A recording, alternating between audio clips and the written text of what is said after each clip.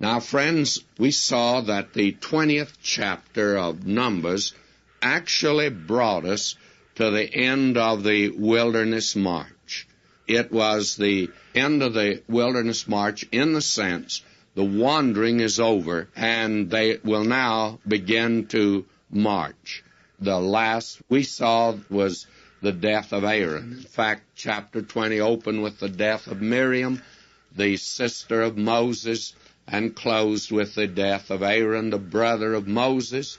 And now, as we come to chapter 21, the children of Israel resume their march, and they are now marching. They're on the way. The march is resumed, and for the first time there is victory.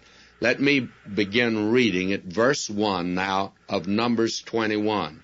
And when King Arad the Canaanite, which dwelt in the south, heard tell that Israel came by the way of the spies, then he fought against Israel and took some of them prisoners.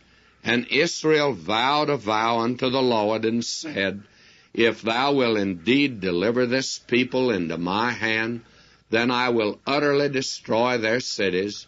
And the Lord hearkened to the voice of Israel, and delivered up the Canaanites, and they utterly destroyed them and their cities.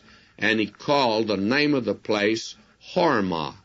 And they journeyed from Mount Hor by the way of the Red Sea to compass the land of Edom.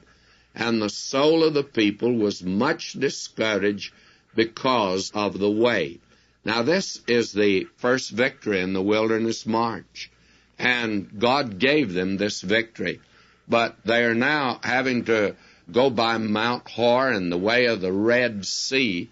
They can't go through the land of Edom, and they're attempting to make a circuitous route around, of course, that land. And as they do, it becomes very discouraging to the people.